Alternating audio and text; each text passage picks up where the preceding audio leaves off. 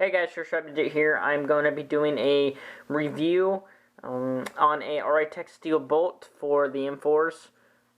I just got this about 2 weeks ago. I've got a chance to shoot about 800 rounds through it, 700 rounds through it. And I feel like I have had it long enough to do a review. I know I've only had it for 2 weeks. It's not like an in-depth. This is kind of, I'd say, first impressions. I'll probably give an update on it if I have an issue or something like that. Or maybe a year from now, a year from use, I'll update maybe. Alright, so I got mine for $70. I got mine from a guy that can buy his stuff from Evike, so I got it for cheap because they sell for $80 on Evike.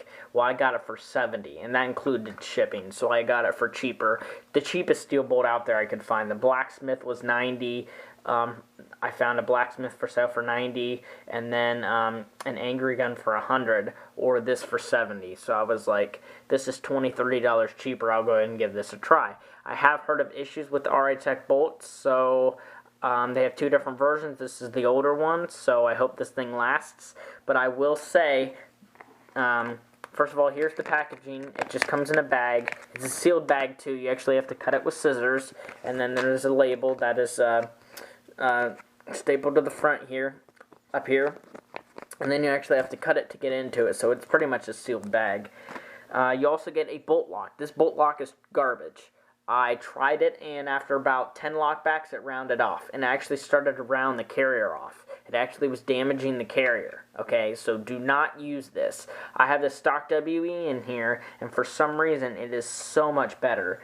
It's not as smooth. I did notice that the Auritech was a lot smoother, the finish on it, but overall, the WE bolt lock worked so much better. So there's the WE bolt lock. I've shimmed the bolt lock as well. So I pull the rifle open like that, and you see here's the WE bolt lock. There's still movement in there, but it's got a shim on each side. Alright, pull the bolt out.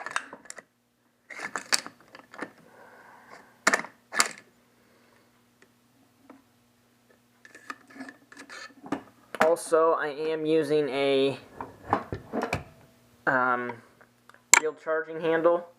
It's gotten some wear up at the front here, okay, where that bolt grabs. So I did put a screw in there. So basically the screw is taken up for the space. So this charging handle, since it is worn out up here, there's a little bit of, I have to pull the charging handle, there's a little bit of gap before it grabs the bolt. But I've just learned to get used to it. It's actually not all that bad. It ends up being kind of a good thing in the end, and I'll tell you why later.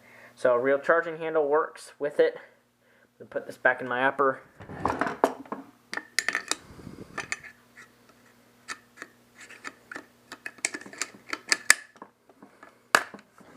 Move this out of the way. Okay, we have the steel bolt here. Now, the one thing that's much better about this than the stock WEs,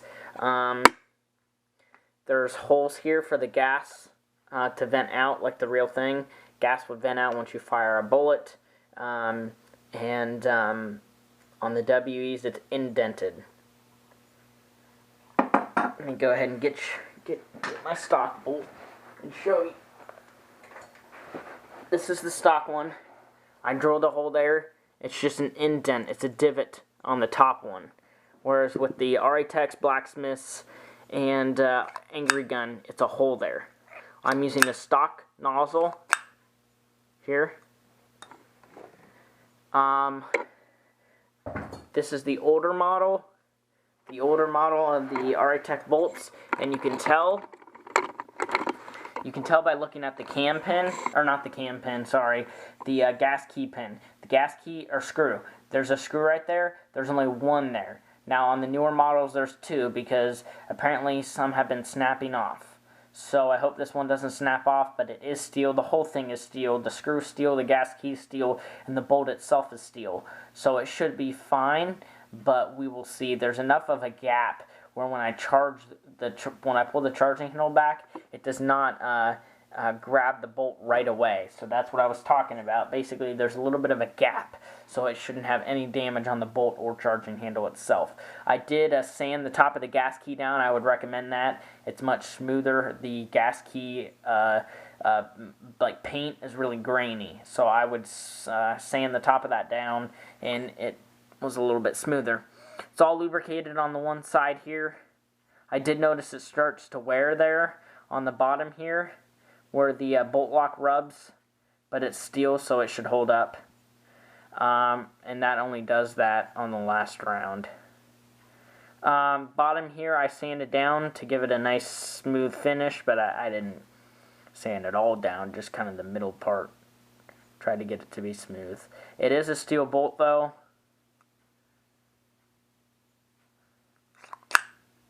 Plastic nozzle guides, and you can add a weight in the back. Now let me show you the buffer I'm using for the winter, because it's becoming winter.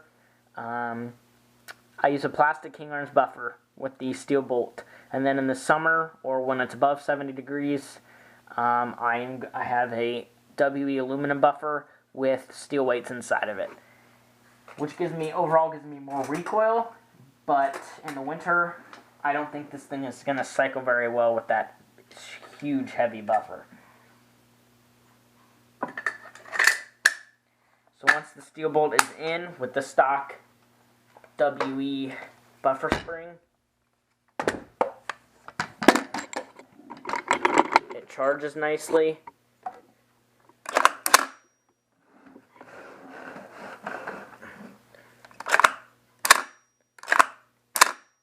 So let's go ahead and put magazine in. This is a Stanag. The Stanag mag does not cycle as good as my Vietnam mags. I have one Stanag and five Vietnam mags. So let's go ahead and fire. Bolt lock mode is off. So overall, kick is pretty good. And let's do bolt lock mode on.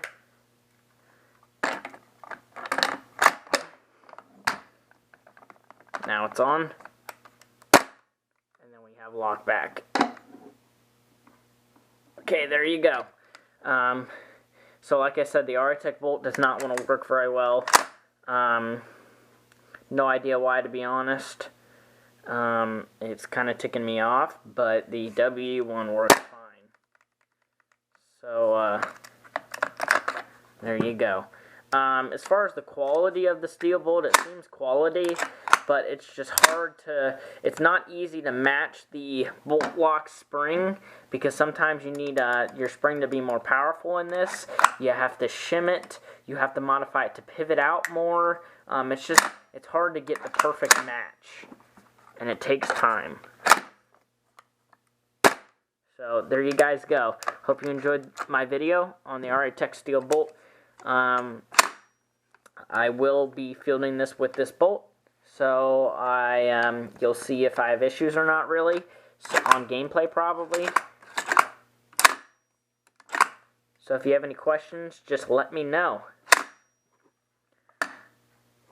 Alright, see you guys later.